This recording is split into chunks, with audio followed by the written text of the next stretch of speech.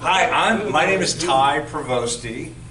I was born and raised in central Louisiana. First mystical experiences when I was 11. I was in the informal class to become an altar boy. I was going to, and this will make you laugh, Our Lady of Prompt Succor. That was the school I went to. Which, it's French, it's prompt secours, it means quick aid, you know, and that's, and there's a miracle associated with New Orleans, two miracles that somebody in the higher up in the church said, well, there's a miracle, and so Our Lady of Prompt Succor is the thing. When I was studying to be an altar boy, I didn't study, and the Mass was in Latin, and the altar boys had to say something different from what the parishioners ever said, and it was like this call and response with the priest kind of thing. We had our own little club going, and so I lost the little pamphlet, and everybody showed up the next week, and nobody knew anything. Nobody knew a thing, but I knew it by heart. And it's like, and I didn't tell anybody, and I've kept these things secret forever. You know, my siblings don't know this story. You know. They don't really care, frankly. And then the next one, and this is, I think Bob is heralding to me, and this was actually quite remarkable. It was in this August when I was 13 in 1969, and as if drawn by a secret guide, I walked out of my parents' home. They had a nice home. My father was a very successful attorney. His father was. Actually, my son is an attorney, and my nephew is an attorney, and they're 9th generation in my family. I'm from this family that owned slaves, that owned land, you know, and I know that I've also done ancestral healing around that. Anyway, so when I was 13, in the evening, I came out of the house, crossed, went down the little berm. It was a nice subdivision with a boulevard. I grew up in central Louisiana, Alexandria, on the Red River, a town of about 40 or 50,000. And my family were like big cheese in a small pond, big fish in a small pond. But anyway, so I walk out the kitchen door, under the carport, down the little berm to the median that has trees planted in it, and I look up toward slightly north of west, and I see this unbelievable ball of fire moving through the sky. Wow. And it was absolutely silent. And I should have just heard, but it was big. I mean, it was moving so slowly, and I watched it move easily for 3 minutes before it went out of my field of view. And for me, that is to me like the heralding of Bob. I spent a year studying chemical engineering at the University of Virginia, and just said, what the hell am I doing? And I joined my older sister and her friends. Most of those people were from Fort Worth, Texas, and through the connection through one of them, we had land, and I lived in an intentional community. I lived in a tent I built for 15 months. I walked 2 miles to get to a car. I walked a mile to get water. Oh, that's my daughter in the middle, and that's my other daughter, and that's her boyfriend. That's my daughter Isabel. Okay, 2 daughters. And I apologize if something lewd shows up. So, that was one of my, I don't know how, I can stop this anyway. And I came, that first summer of '74, I read Be Here Now, then I read The Autobiography of a Yogi, and I was on an island in Maine with my then girlfriend, whose parents were proper Bostonians, and they rented a lodge, and I was in my room, and one evening Paramahansa Yogananda appeared to me, and I just, it was beautiful. He didn't say a word, he was just emanating, and I was high for 2 days after that, just high as a kite. And then 3 weeks later, I'm back in that property, and a friend hands me a copy of The Everything and the Nothing. And I read 4 truths, and this is my coming to Bob. I read that we reincarnate, and of course we do, it's a long journey, and I read that our true selves is God. Now that was a stretch for me, but I knew it was truth. I didn't have the internal mythology, but I think in '74 is when I started to develop the mythology I call my own path and understanding. And then I read the Avatar. And I said, of course he comes for everybody. You know, he's for everybody. Anybody that's here, it's for everybody. Come on. And then I read, and I am that same ancient one come again. And I had a puzzle piece fly into my subtle body. Very oddly shaped. 10 years later, I realized that it was in the shape of the country of France. And my first name is Ledoux, and I'm from very much French ancestry. And I know there's something, you know, I very well could have been in Marseille in 31, you know, and I could have been killed in the Second World War. You know, I was born in 55, so I'm young. Okay. So I also came to carpentry with Bill Howard, a framing carpenter on that land, and then my wife became profoundly psychotic, and we left that isolated place, and I matriculated into my journey as becoming an architect. And I've been very blessed with that in a certain way. I've been able to work on exceptional projects. And for instance, I worked with a design architect who won the competition at the World Trade Tower site. Very closely with him, and I made his building realizable. He designed a spectacular design, an amazing designer. I mean, and you know, and I also worked on the performing arts centers in Miami. I lived in Miami Beach. You know, these are probably about the most complicated projects you can imagine. And I moved to New Orleans because I was with the design firm that designed the 2 new hospitals. So my resume is like, I've worked on university buildings. I've worked in, you know, current best practice high school science labs. You know, just it goes on and on and on. And Baba has given me these experiences, but he's always kind of rubbed my nose in it a little bit. I am not a political person, and I oftentimes say what I think. And probably, you know, I'm not good at playing those games.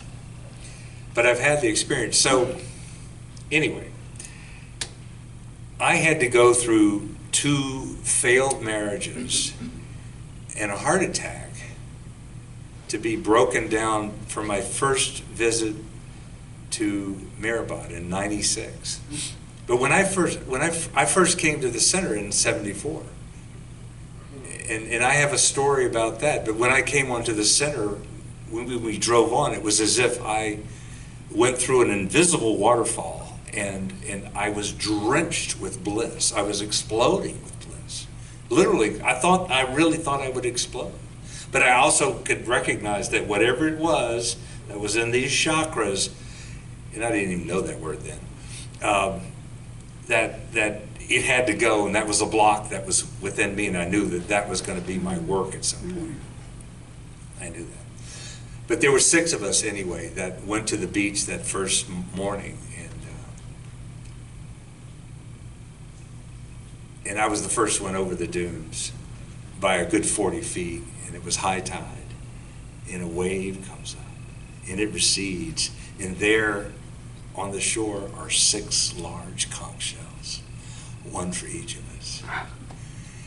And I know the other 4 people out of those 6. Yeah, the one guy from California, I don't know what he's up to, but they all lost this, but I have mine, and I could show you a picture of it, but not for this talk. So I'm sharing this with you so you get the feeling that I have a connection with Baba that just, it was already established, like all of you, okay? And so, but when I went to India, I met Ted in '96, and I had off the chart experience at that first trip, but I think as I was mentioning to Charlie here, my daughter Nathalie is an exceptional artist, my younger daughter. I have 4 children. She's the 3rd born. And she's really exceptional, and she's doing very well. She went to Maryland Institute College of Art, and then she applied for a Fulbright. She was awarded the Fulbright, and I made arrangements with Bao, and she exercised her Fulbright at Meherabad. And she was doing figurative painting then, and she put on a show. You know, I mean, it's impressive what she did. I think it's 8 full-size paintings and then like 15 drawings or something like that. And I was there for the show. And her brother, my oldest, Amiel, was a spiritual trainee, I guess that's what you call him. He was spending 6 months at a time there. And so I was there with my children. And what I did is I at that time, I knew, because I'd seen this actually from other architects, I knew never, ever to impose myself on Ted. Give me something to do. Give me something to do. I just said, no way. But what I did do is I gave him my resume. I said, Ted, if you need to know something, because I know a lot of stuff, and I've worked at the high end. Ted really never practiced in the U.S. He did one residence, and then he went to India, and that's it. I mean, but I've had this practice at the highest levels of the profession, and that's very, very different. It's very different. And you're going to see some of that in the drawings I share, what it takes. What Ted did, let me tell you, is really top tier, though. Liken him to a conductor. He had a lot of moving parts that he really pulled together incredibly beautifully. And he refers to me as his first violinist. That's what he said.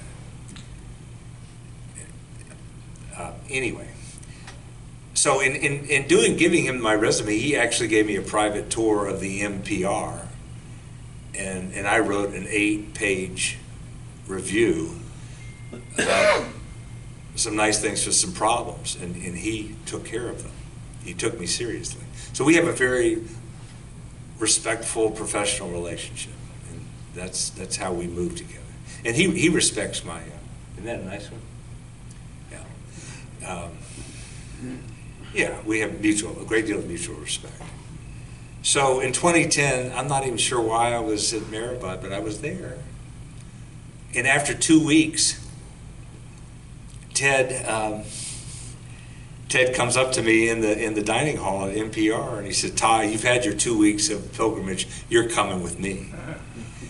And he just gives me the full bore, intense thing about this project. And I'm going to pull up some. Let's see. Here we go. I think this is probably a good.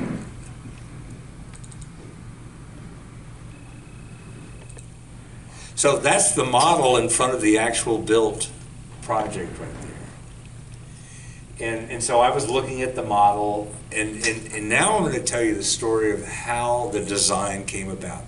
Some people might know this, but this is not Ted Judson's design. And so Ted went up to, you guys know Erico, right? Eric Nadell, who was murdered in his bed at Meherabad. Yes. Ted went to Eric and said, I'm really struggling with this design. I don't know what to do. And Erico said, wait a minute. I've got this mathematics book. And he goes on he starts flipping around. He finds this equation called Gabriel's horn.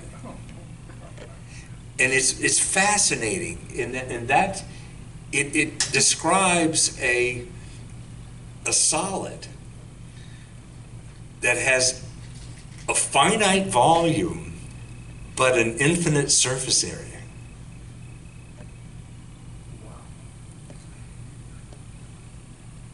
And this is the equation. This is what this is based on, Gabriel's horn. I can make it a little larger if you want. Let's see. I can do this.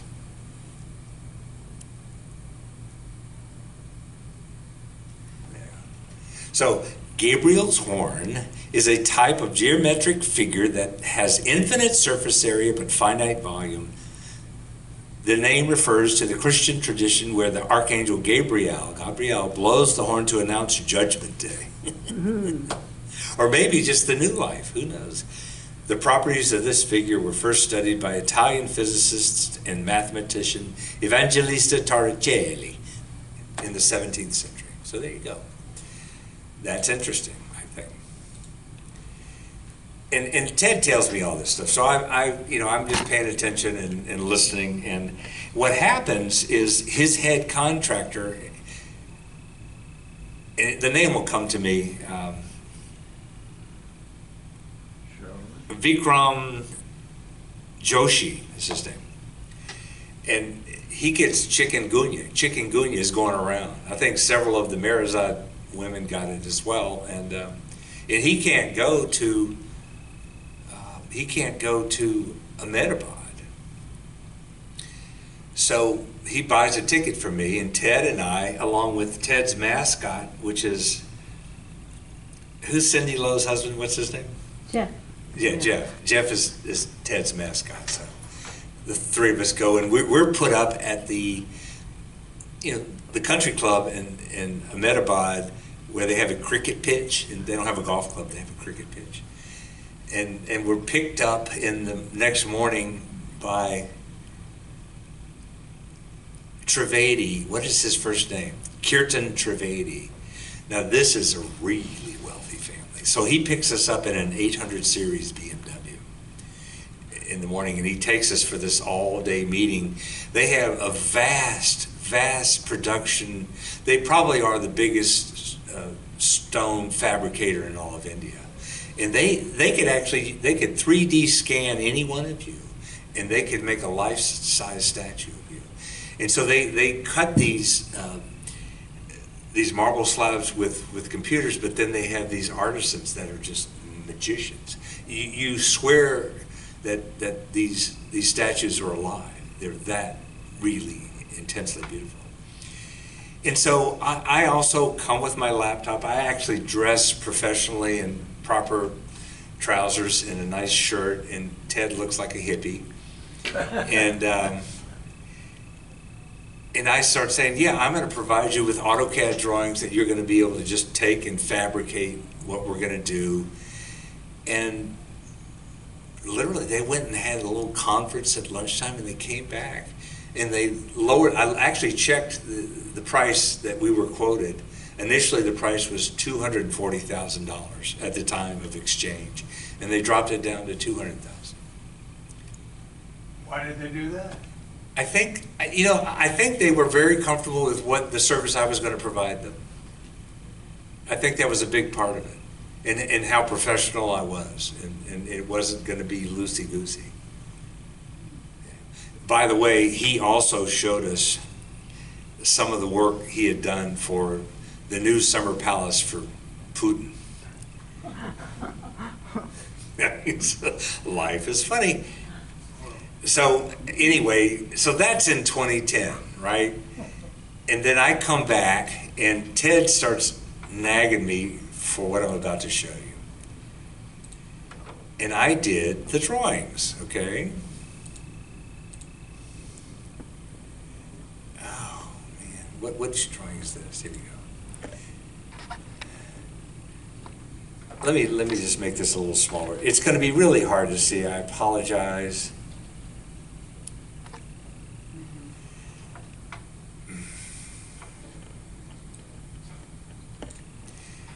And I can actually do this. So that's the cover sheet for the drawings. And that's the list of drawings. And the maps actually show anybody in India where to come to get to the project. It's pictorially, so that if the material is coming from anywhere, you can get there. This drawing, look, I had it there, right? Okay, that drawing actually is the curve. That's the outline of the design, and it's actually, the drawing itself is an equation that is represented graphically, and that's the drawing on which everything is based out of. So I'm going back and forth with Ted, and Ted wants it to be really skinny, and I said, Ted, we can't do that.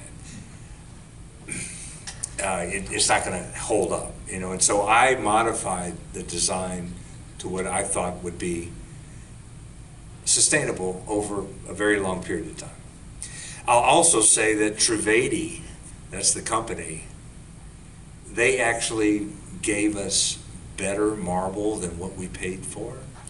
They gave us statuary marble for this project. I think Bob had just turned the key with him, frankly. I mean, So when you do drawings like this, you have to name everything. You have to codify it so that, you know, each piece of stone has its own identity, period. I mean, that's just, it's, you have to be very specific, and that's what this drawing's about. Let me do this again. Get a little bigger here. So that's actually all there are two segments to the marble. There's the vertical, which are actually cylindrical elements with curvature to them, but they're cored in the center because they're going around a stainless steel, a set of welded, it's actually 4 different diameters of stainless steel that are at the center of this. And so every one of these pieces is named. I want to explain something. You won't hear this any other place. So I'm working on CAD on this thing, and I'm doing it, and all of a sudden, I'm just like taking off. And it's like, whoa. And I know what I'm doing, but it's almost as if I'm just sort of doing it, not knowing what I'm not directing it. And this layout of this, it's all in multiples of 7, 21 pieces, then 14 pieces, then 14, then 7, and it just happened. It just happened magically and beautifully. It wasn't me. I promise you. Okay, you see those dark discs near the center? Those are one-off, beautifully fired. So they are the world's religions, the 6 religions plus Baba's motto. And there's another thing that happened there. When we were, I always had it in my head. There's a plaque there on the edge of the podium, if you will, that is in the shape of Baba's motto, that same design. But there's a plaque that has the 1944 dedication. Baba dedicated this site in 1944. And on December 23rd, 1944, he dedicated this site. And I could pull up the dedication, but it's really worth reading. It's quite beautiful.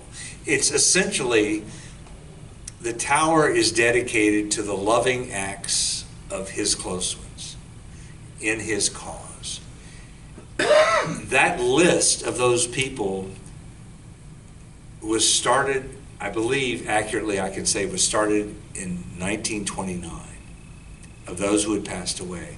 And the last edition of that list was in 1968 by Baba, and only those names are carved into the base.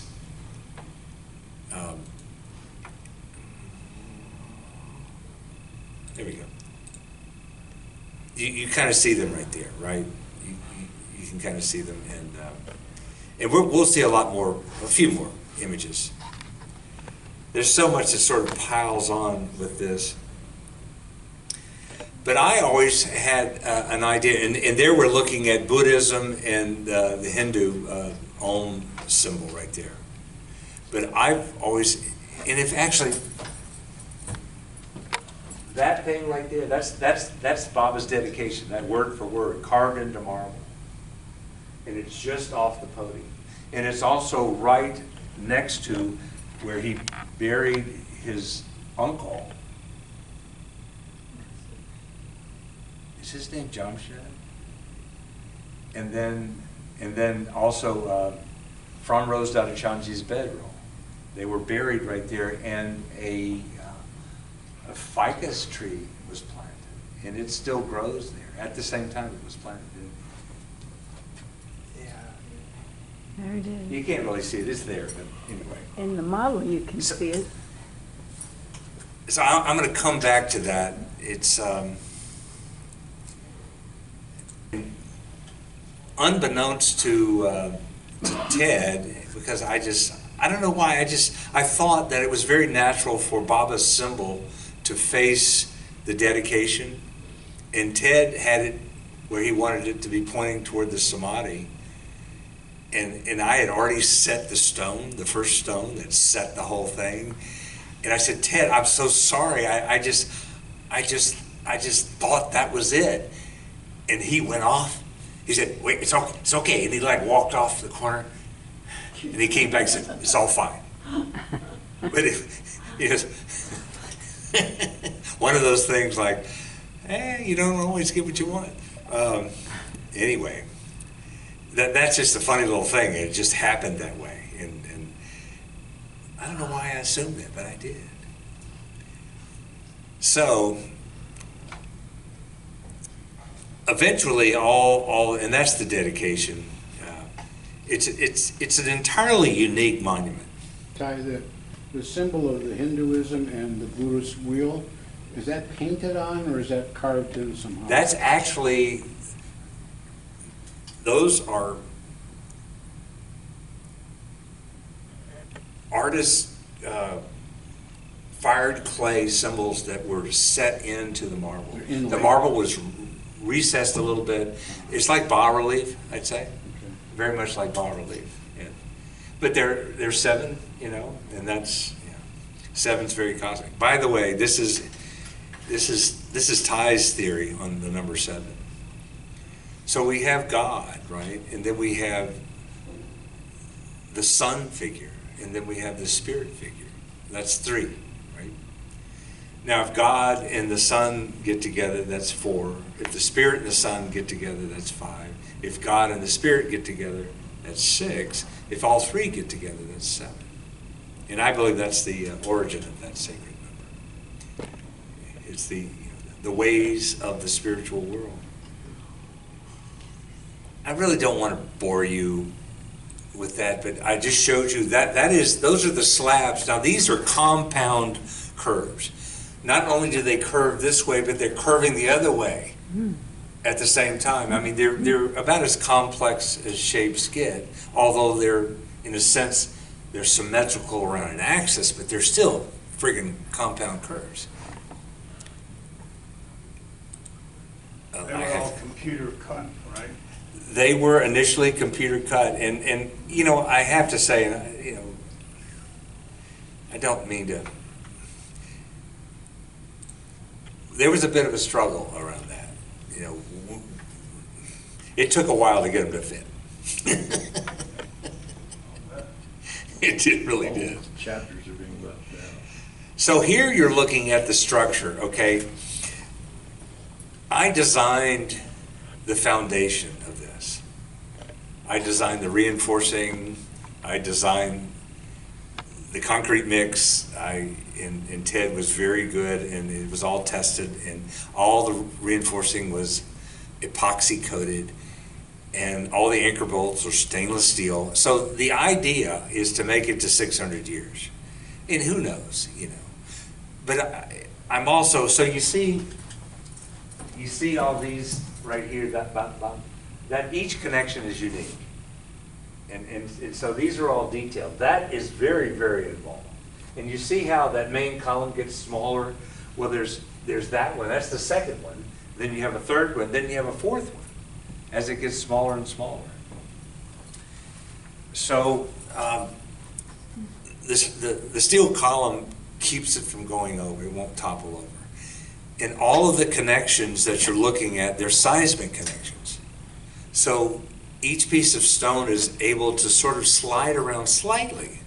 I mean, we're talking a small seismic event, like no more than 3.5 on the Richter scale. It would have to be very different if it was going to be like 8 or 7. Baba will take care of that though. But they're on Teflon pads, and it all slips around, and that's something that that's what I did. I really know some stuff. And that's the foundation. You can see it also with the foundation. You see those rods there?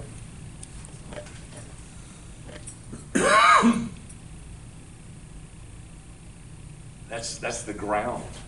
That's the electrical ground, because we have a lightning rod that goes all the way up to the top. Plus we have fiber optic lighting that goes up, that lights up the lantern. Plus The lantern at the top is completely independent of the stone. And we have an expansion joint. It can move as much, I mean, if you get a 100-degree differential, it can move about 3/8 of an inch, one compared to the other. So where's ground level there? Ground level is right here. That's ground level. Yeah, so that's 4 feet down. I mean, it's into the basalt. That's all basalt rock there. That dark stone that Baba's samadhi is made from, that's basalt. So I mean, so you're looking at, I mean, these are construction documents. That shows the grid of reinforcing. I mean, it's very serious construction, you know, and they did a great job. That is the reinforcing at that part of the fill that goes on top of the main foundation. That's what the stone is attached to. I mean, every piece is yeah, okay. So, I mean, you get the idea. Okay, that's just. Did you get those sections up with a crane? No, for the vertical sections, Yeah. there was a very substantial scaffolding built, and we had block and tackle, and it was, you know, here's a lesson that you'll never use, but I'll share it with you. So in order to do plumb, these guys had a giant plumb bob. You know what a plumb bob is? Yeah, giant though. I mean, like this big, and they had a paint can filled with oil, and they hung it by a wire. And the oil actually dampened the movement of it, so it would be very still. It was brilliant. I'd never even seen that before. Talk about old school brilliance, you know? And that's what set that center column. Everything was based off of that. So you have anchor bolts. You had 4 anchor bolts, really substantial ones. And you have a nut on top and a nut below. And you can slightly just move any bit, just very, very slightly, and get it exactly where it needs to be. Little insider information there. And so I'd be up on top of the friggin' thing and looking at stuff and going down and up and down. I spent time in 2015, 2016 doing the vertical part, and then my mother was about to die and I had to leave. But she didn't. Damn it. No, I'm just joking. I like dark humor, I'm sorry. This is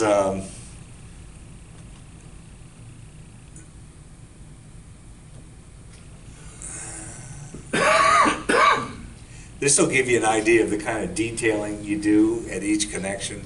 These are technical drawings, okay? And everything matters. Every last thing matters. You don't cut corners, because if you do, it doesn't work. You know, I mean, these margins I'm talking about, and anyway.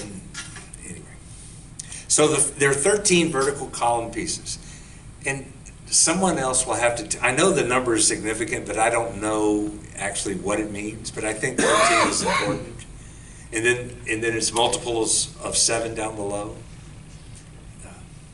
So this just gives you an idea of the complexity of that. But I want to, in particular, show you this one drawing, and we'll get there. There we go. Oh my God. This is the base. This is where the vertical columns meet the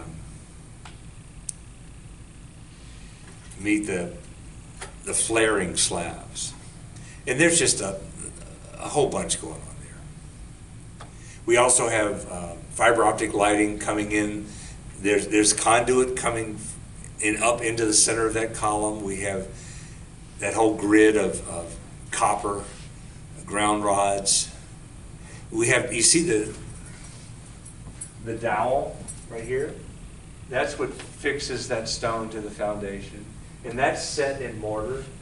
But then we have joints right here, and all those angles, and that bracket, those are all stainless steel. These anchors are stainless steel. That little pad right there, that's Teflon. so everything can move around. And in this stuff right here, that's, in these holes, those are to allow moisture that's gonna inevitably condense, and it drains out. And we have wicks right here to make sure any moisture that's lying, it just gets wicked away. I mean, there's all these things you do to do proper detailing on a high-end project. Nobody builds a house like this unless you've got really very good contractor and a lot of money. But, okay, so you get the idea of my contribution to this.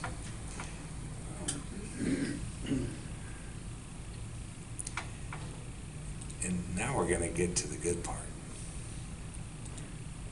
I really mean it, the good part. So this, okay, and this actually isn't the good part. But this is the lantern, and it's really complicated. This is a special piece right here. Unlike the mathematical equation, it actually goes to a point in infinity. It never quite gets there, right? But this one flares out into a bit like a bud, the base of a flower, you know? It has 4 lobes to it. Eruch had told Ted it must have a lantern. That came from Eruch, that part of the design. Very few people know that. These things right there, Ted had cast, he had 4 9-inch square solid lead crystal pyramids cast in China. They were cooled for 9 months. So there would be minimum amount of stress within the glass itself, because these are going to get unbelievably hot. I mean, just unbelievably hot. I need to find this photo.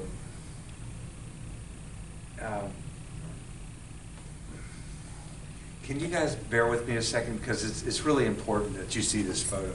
Oh, that's all good. No, there you go. So that's from the lead crystal inverted pyramids at the top of the lantern. Well, actually, the lantern piece, at the bottom of the lantern piece, but at the top of the tower.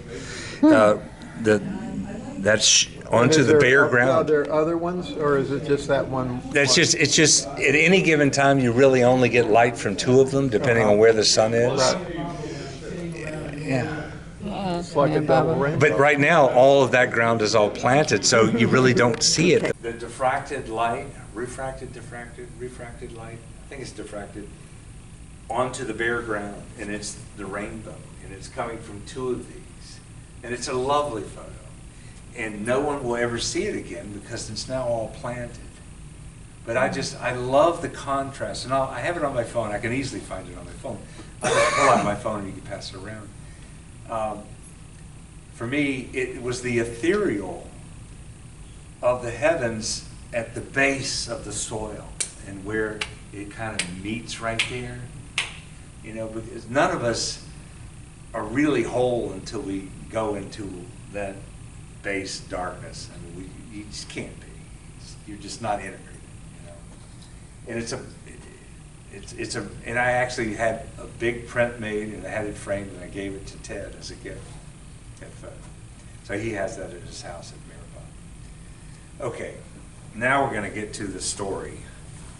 And I'm going to go back to some photos, but I wanted you to appreciate, you know, we've got a stainless steel rod, we've got a copper rod inside of it, we've got a copper conductor, we've got double stainless steel custom fabricated ways to fix it. This is ultra clear glass, ultra clear, like it's a very special expensive glass. And we have fiber optic lights that show up right there. We have 4 of them that you know, so you don't have any electrical wires. It's just fiber optics. So you don't have the problem with the electrical wires. And all of this is supported independently. It's threaded into the very top center column, and then and there's a bit of a gap right there from the stone to, it's 3/8 of an inch from the stone to these crystal pyramids. It just kind of rests there. You wouldn't even see it unless you were close up. But it's really, I mean, there's a lot going on at the top. It's roughly speaking at the very tippy top, it's about 60 feet above the podium. You know, okay, so now we're going to get to a story. And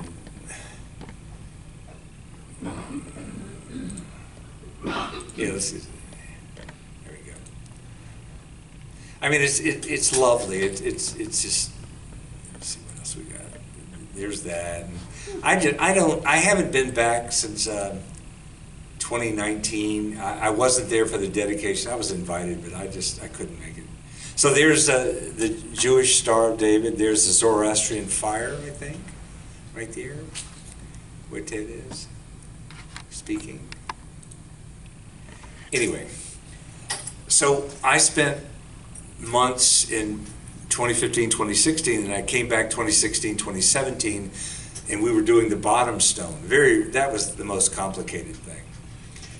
And I was there, I don't know, maybe a week or so, and I said to Baba, I said, Baba, why me? I mean, really, why me? I mean, I took it as the greatest, client I could ever have as an architect. There's no question about that, but why me? That night, I had the most amazing lucid dream. I was taken by my guide, who probably about as tall as that ceiling, maybe a little bit shorter, maybe a foot shorter. And he takes me to the edge of a meadow, if you will. The meadow is 1 acre wide east to west and 3 acres deep north to south. And it's surrounded by very mature deciduous forest. Just beautiful mature trees, incredibly beautiful. And in the southwest corner was a beautiful stone cottage, just absolutely perfect. And the stone walls, when they came to the ground, they curved out, and they met at a perfect miter, and it had a beautiful thatched roof. I can see it right now. I actually have this gift where I can be kind of in 2 places at once. And I'm there right now as I'm telling you this. And my guide said to me, he said, "This is your house. You built this 13,000 years ago." And I immediately woke up and I go, I know that's my answer, but I really don't know how it's my answer. It took me, the answer was given 6 years later to me. Literally, the curve that I built into my house 13,000 years ago is the same curve of the monument, and that my role with the monument was set in stone 13,000 years ago. And that was my answer.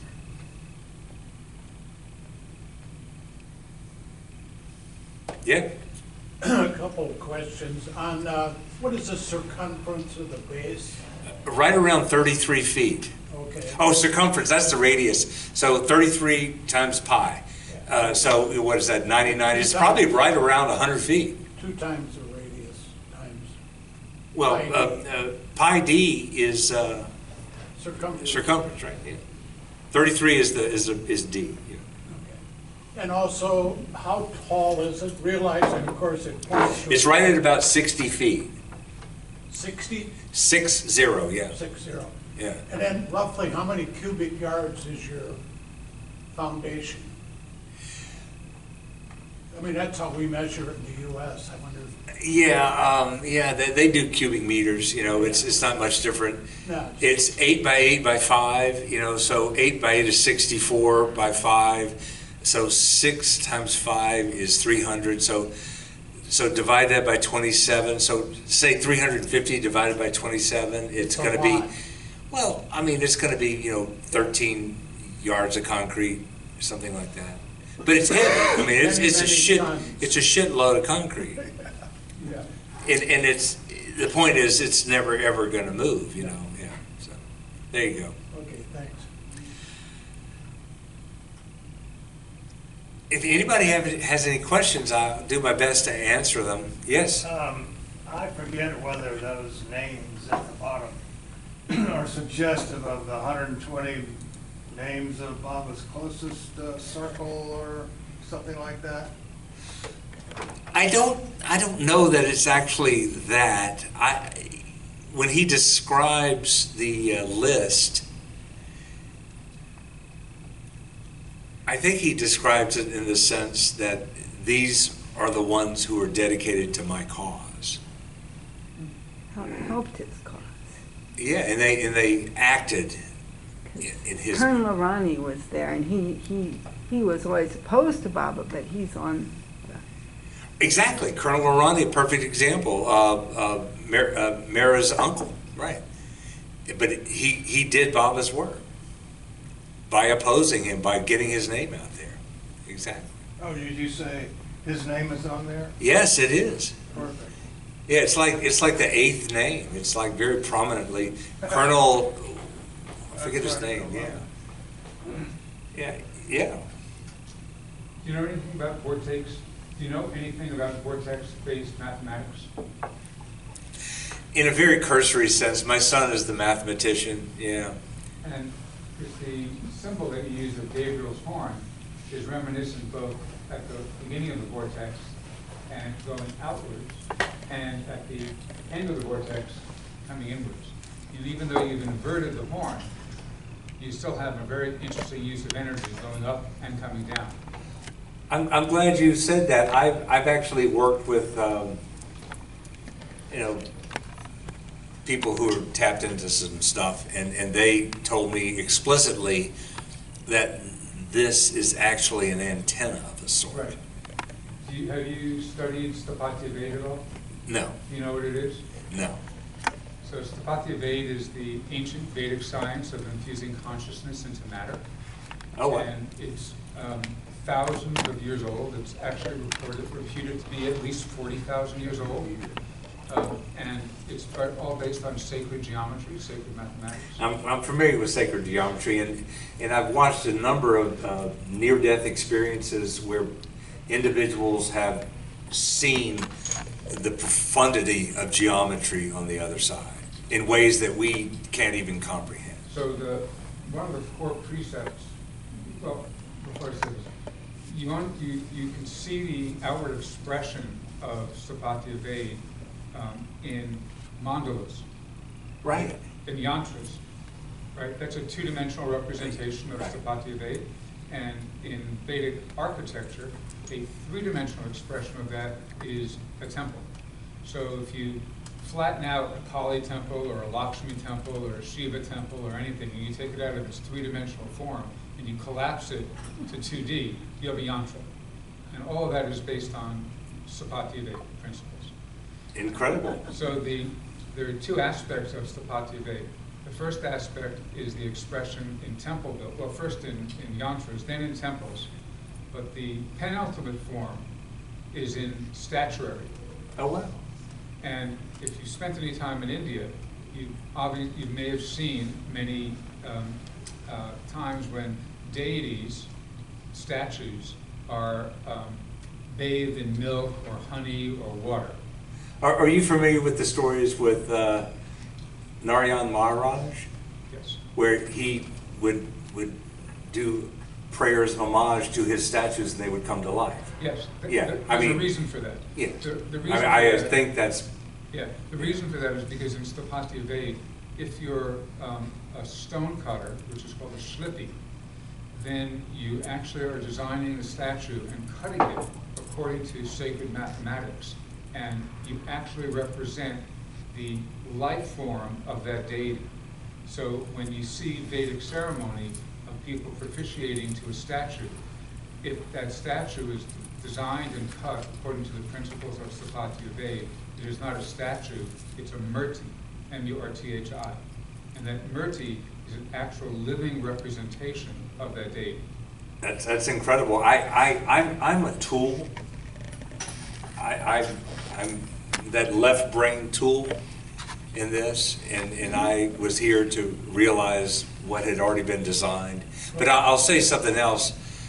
I continue to have experiences, and 2 years ago, I had 3 lucid dreams within 2 weeks. In the first one, I was in outer space, and I'm there right now. And I'm looking at the Earth, and I'm admiring the unbelievable colors, the clouds, the snow-capped mountains, the texture and color of rocks, the tones of blues and blue-greens in the ocean, green fields, darker green forests.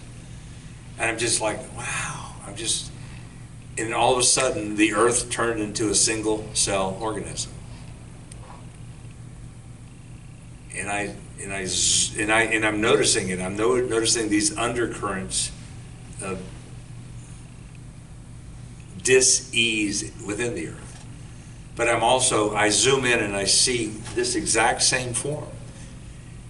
And these like certain cells have receptors that are like that. And I'm seeing that exact same form, and I'm told this is how divine energy comes into the Earth. But it's actually the form that is the memorial tower that I see. And it's all yellow. It's just yellow. If I could add just one thing. Yeah. So one of the core precepts of Vedic architecture, Sthapatya Veda, is that the center of the yantra, or the center of the temple, is the Brahmastan. So Brahma is creation, of course, right? And the stan is the center. So the Brahmastan is the center of creation. So any building that is constructed according to Sthapatya Vedic principles leaves that space in the center of the home or the temple, quote unquote, empty. Right. Why is it empty? It's empty because it's the connection point between heaven and earth. And I get the same experience when I lived in that community in the 70s.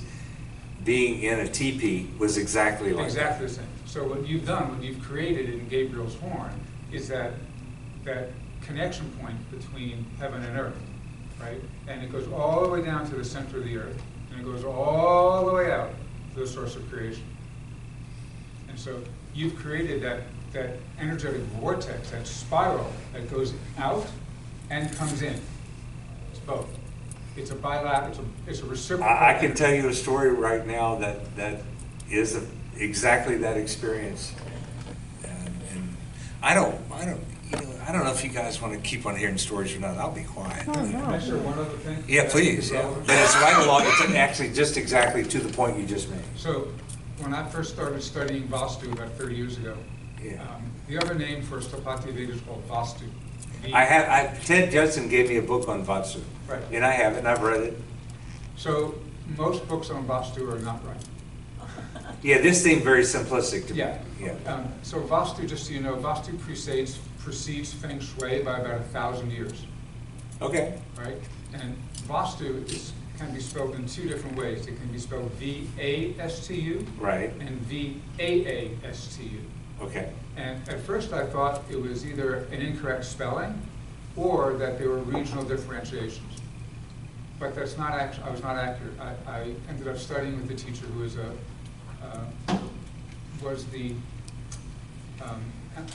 Can you and I have this conversation later? Yes, but can I just say one thing? Sure. So Vastu with a single A is the unmanifest expression of the energy. Vastu with a double A is the manifest expression of the energy. So when you were showing the images of your foundation Right. going into the earth, Right. and then the temple coming out of the earth, I was just thinking about that Vastu principle, the unmanifest and the manifest. And I'm going to tell this story right to that point, but this is the basalt rock that you see right there. That is the base. These guys from Rajasthan, they're just friggin' amazing. And they do this with these 4-inch electric grinders and a little bit of chiseling. But it's just, these guys blow my mind. These are the stainless steel columns that actually support the thing. Oh, you see all that heart carving? That's done with those grinders. And they do it, not wearing safety glasses and bare feet. It's like, what the fuck? Try and do that in the West. And it's just, and they're just the nicest people in the world. Oh my God, they're so nice. I'm going to tell you a story. And actually, as I'm telling you this, and I appreciate that because you just helped me to put something together about all these stories that I've just told to you, that I haven't unified until right now. I knew that I had to come to the 50th Artithi. I just knew I needed to be there. And I came. On my way at Heathrow, I called my friends in Istanbul and got them to come. I was renting one of the condos at the Garden Terrace, the first one's built, the nice ones there. And I was able to set up a place across the yard for them to stay. And we started hanging out. But on the morning of the 30th, you know, it goes from the 30th to the 1st, 3 days. I think about 45,000 people showed up for the 50th. And you know, I have a motorcycle there. I had to settle in. I had to make it work for me. So I still have a motorcycle there. If anybody wants to buy it, let me know. It's very good, actually. Anyway, I get a knock on my door at 6 in the morning. Ty, can you take us to Arti? And I didn't know that there was going to be Arti on the morning of the 30th, but there was. But it's still underneath the little roof there, and but no one was allowed to sit down. So you just were at the back of it. So I put the 2 women on my motorcycle, and we putted down. I dropped them off, parked where you park your cars. And I got into the queue, and I was amazed that the queue was so short, because there was like tons of people there. And I got into the queue, and it's a bike race I work. And when it was time for prayer, I was right in front of Baba's doorway. And I go, well, this is no mistake. Time for prayer. And O Pravartikar, the preserver and protector of all. And all of a sudden, I'm in a jade crystal pyramid. I'm not there, and it's literally jade crystal, and it has chamfered corners. And it's about 5 feet square, and it's pulsing from up above down. And I look up and I go, wow, it's going through heaven and beyond. It's exactly what I saw, and it's exactly what I said. And then I look down, and there's a mirror image, jade crystal pyramid, that's shooting down to the center of the earth. And then I'm out of it, and I'm out of it. And I get them back, and I go to bed for 6 hours. You know, I mean, it's hitting me now that I predict that form is actually going to be duplicated all over the earth. And I have a design for doing it in stainless steel rod, I think, where you can actually do it less expensively, but effectively. I think there's something about that it speaks to another order that I really, when I tell you these stories, I don't know what's going on. I just show up. I really don't know what's going on. I just show up. You know, like I walked out of my house and saw this ball of fire. I just show up, and I don't know what's going on. And I'm through a whole strange sort of turn of events. I found myself in Vilnius, Lithuania last summer during the NATO summit. And I knew there was no mistake about me being in Vilnius, Lithuania, when Biden was there, and Macron was there, and Zelensky was there. I don't know anything. So thank you for that, though. That actually, you've helped me to, that image, when I zoomed in on the earth and I saw that same form, and that's where divine energy came in. It's just all kind of coming together right now. I have one question. There was one schematic that you showed that was sort of looking down from the top. Yeah, that was that flared out stone. Yeah, so you did a square, right? I did a square for the foundation Square because foundation. that's just, it's how we build. I tried to count how many pillars were there. You want to know how many pieces of rebar? No, there were square pieces that I saw. I can find the drawing again. We can look at it. Was it 8 or, it seemed like it was 8 or 9 across and 8 or 9. Well, it was designed to be very structurally sound. I mean, it was based on probably 6 inches apart or something like The that. reason I'm asking is that in classical Vastu, Chapati Veda, there are two, it's done on a grid. They don't work in circles at all, it's on a grid. So, and you can look at that, you can see that in any yantra, but they work on either an 8x8 or a 9x9 grid. I'm pretty sure that's an 8x8 grid. That's what I thought. Yeah, I'm almost positive, yeah. I don't know if I have anything else I can add to this. I'm just thinking, I'm trying to think if there are any other stories or anything. Oh, there is a good one. Here we go. So there's a fellow, some of you might know him. He's an arborist. He lives in Hawaii, and he comes and does tree cutting there. Very handsome man, strong, vibrant. And he brought his chainsaw over to do something on the project. And after he used his chainsaw once, it died. I mean, like died. And I knew that Baba used that energy somehow. It was infused into the project. Another one, and this actually was really interesting for me. I would put in like, about 10-hour days. I would take an hour and go to Savage's kitchen and eat lunch, but putting in 10-hour days, and at one point I just go, I'm not in present time. I just wasn't in present time. I was in some other time. I was there, but I was in some other time. And when Baba dedicated the tower in 1944, he used the present tense. He said, "This tower." That's what he said. And I feel like he actually, I entered into his dialogue, or his monologue, really, somehow. It was interesting. Oh, here's another one. I hadn't even thought about that one.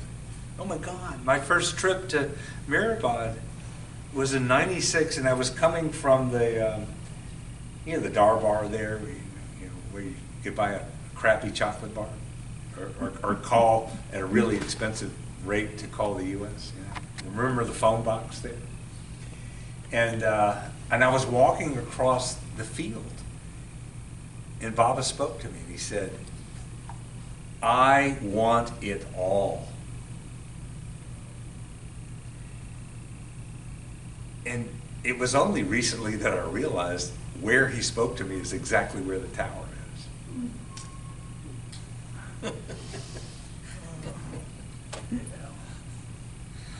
I hope that's enough. So, I mean, yeah. You mentioned Erich telling you was going to be a lantern, and I assume that's from Baba. And I don't know. I think it was. I think Erich is just connected in a way that we don't even understand. Did Baba give any other input as to what it would look like or anything? Okay. You all know that in the trust deed for the Avatar Meher Baba Perpetual Public Charitable Trust, that two structures specifically are named that must be built. One is the superstructure over the Samadhi, and the other is this memorial. And they're very specifically named, and that's why they're built. Are you going to be involved in the superstructure? I was fortunate to go to one of the finest schools of architecture, the University of Cincinnati, at the time that I attended there. I didn't know it at the time, but it was considered one of the top 3 programs in the country. And it probably had the best architecture theory program. So it was Yale, Cornell, and the University of Cincinnati. And but not Ivy League, which is a good thing. It's like we were just Midwesterners, and although I was a Southerner. I've seen, what's his name? The guy that lives in Colorado who did his scheme. He's an architect, but he never got registered, and he squatted on land, and he took control of it, 10 acres, and or maybe 20 acres in Aspen, and he sold it for a bunch of money. What's his name? The last name starts with an A. Anyway, I've met him, and actually I've been to his place on the other side, near Carbondale, down the mountain, and he just twisted my ear showing me his design for the superstructure, and it's a giant samadhi. And I was polite and I didn't say anything. That's not what I think is good design, and I think it looks like a freshman project, frankly. I don't care for it, and he pushed it. He's pushed it a lot, and I think Ted is pushing something. And I probably should see my feeling about it. If you want to hear my feeling about it, it has to be based on the experience of moving to and around the samadhi. And I see it as a very elevated structure that is suspended, and it might come from 3 different directions. And I have this idea in my head because, like at the 62 East-West gathering, when it rained, and all of a sudden everyone got mixed up, men were in the women's area, and Baba went, like he was really happy to see things mixed up. He was, that big downpour, everybody just scattered and found the first seat. I have this feeling that when you enter into a certain path from any given direction, you're actually exiting in a different place. So you're forced to experience the other. That's one of the ideas I have about this. I also think that you can do really beautiful tent-like structures with tension and compression members, but a lot of tension members. And it's not so much the building, it allows for management of heat, it allows for great ventilation. You can also suspend the walkways in that if it's done properly. I see it more as a flower concept in a way, maybe inverted, but with these paths that wrap around. And the paths need to be pretty wide. You need to be able to bring emergency carts in and stuff for people that pass out and all that kind of stuff. I mean, it has to be done at scale. So I have all kinds of ideas that I should, but so I look at it as what is the experience, and what is the goal, and there's a coming toward, there's a leaving. There's the whole dynamic of the push-pull with the avatar, right? Yeah, come to me, and then, oh, who are you?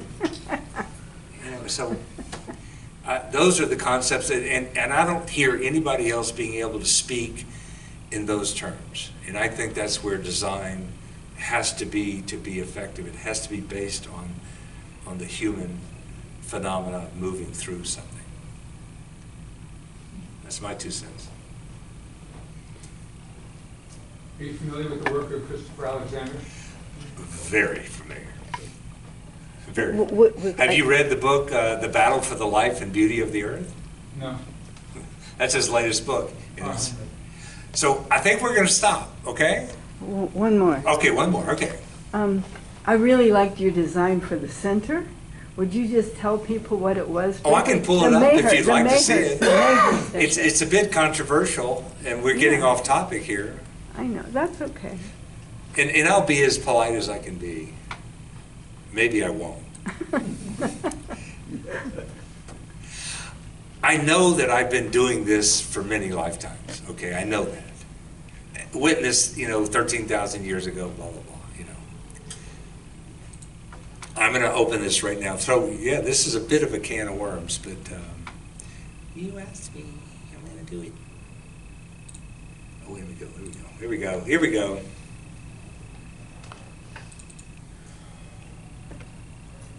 I have to find the drawing. There we go. Okay. This is just off the top of my head. So I was hanging out with Pamela Butler Stone and just hanging out with her. And she convinced me to come to what was represented to be a 50-year visioning plan for the Mayhair Center. And she really pulled him, Ty, come on, you got to do this. And so I was kind of reticent. Anyway, I was part of that group of, I don't know, 80 people, 70 people that were in the meeting place. And it was represented initially as, we're looking for, input into a 50-year plan. And that's what we're going to do. We're going to break off into groups, and we're going to have a little, what we call a charrette, a little design intensive. And that's what we're going to come up with. That's what's going to happen. So Dan Stone was leading that. He was the guy that was in charge of that. Now, there was a woman on the committee that I think felt badly because what she said is, she said, actually, we've already decided what we're going to do, but we don't know how much or how little we're going to do. So I knew it was a bit of a political exercise. I know it was. I mean, I absolutely know it was.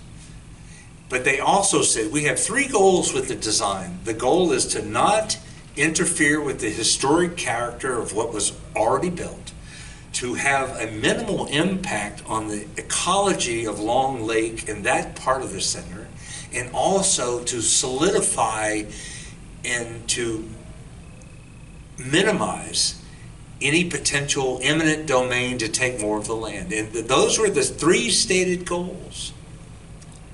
And actually what they were proposing answered none of them. Absolutely none of them. So this is what I propose. It's my battery going down. This is the existing gateway. The idea is to build a village along a road that is some optimum distance off of the boundaries of Highway 17, the back of Walmart, the side of Walmart. Eventually, I don't know if you know this, but there's a right-of-way that's part of the Land's End condominium. There's a right-of-way that the center has all the way to a public road. And so to do this, and maybe this goes a little further, and so what you've accomplished is I see it as a different kind of a village, a little more compact, a little higher density, like 2 stories instead of 1.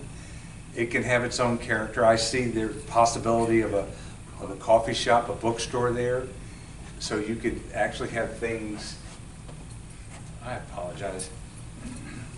I needed to set this not to go dark so fast.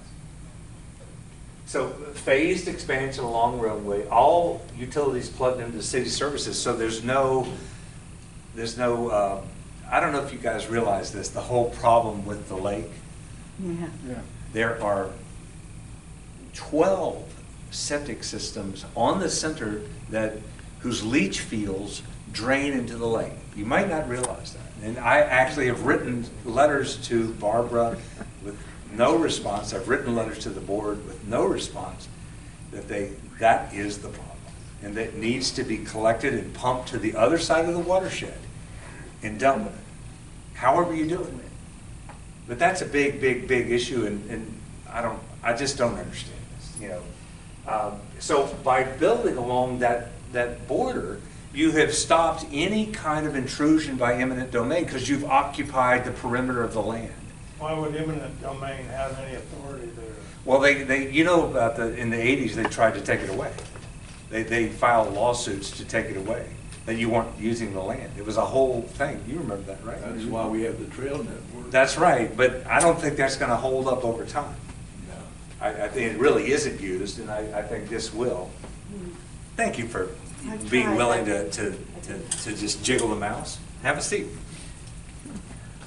So yeah, island, cottage, village, Italian streetscape. Well, these are just idea, but sewer, water, electric, gas.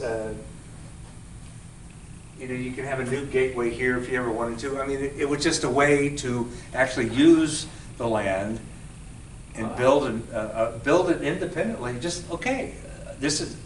So we were the original is just, we're leaving it as it is. It's very, very historic. Would you orientate me to what all those? Okay, this is Long Lake. Okay, This is all that happens there. okay, that's on top. Yeah. I mean, these are sketch ideas, you know, you're just getting it down. So that left border is where Walmart is? Yeah, this is Walmart, right there. Okay.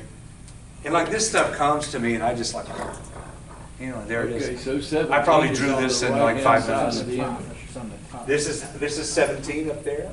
Okay. I also, so the first one I sent to them, they lost it. I redrew it, they lost the second one. And then this is my third sketch. And I mailed it to Barbara and I didn't hear a word. You know, and at that point I just, okay, all right, you know, it's your business.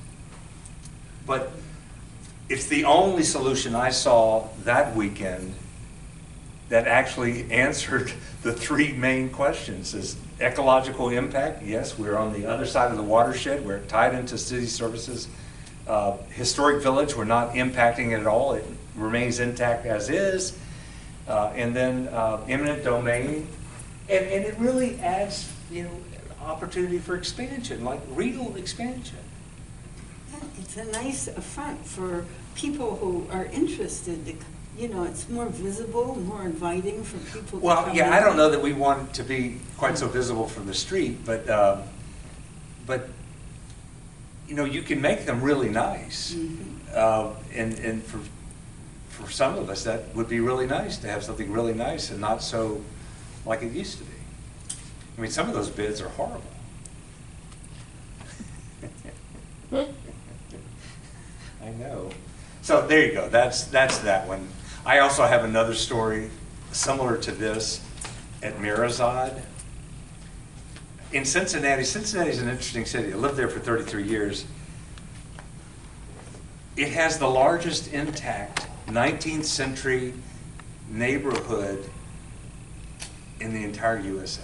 And it's all brick, and it's all historic. And I've worked on well over 20 of these. I've actually laid a lot of brick myself. I know the building type. So it's low-fired brick and lime mortar, very low strength, and it's a very specific thing, and you have to handle it very delicately. Guess what? Baba's bungalow at Meherabad is the same thing. And because they let the roof go, major walls are failing. And I was asked twice by Jessica Mednick to come, and twice I was belittled to my face, which is fine, by Follow. There you go. And I ended up writing a letter to Sridhar, who was then the chairman of the trust, didn't hear a word. And I sent all the 8-page memo with, this is what you have to do, I know this territory, blah, blah, blah. And at that point, I just said, oh, okay, all right, Sri, your gig, it's not my gig. So that actually, I've had several experiences like that, and those are 2 big ones. And I apologize if I offend anybody, but it's just my experience. And I know what I'm doing, but it doesn't matter. I've done so much stuff that I'm so tired of it. You know what I mean? I'm happy to help, but if you're not interested in my help, that's okay too. So, maybe it's too much information, I don't know. That's great, thank you. Yeah.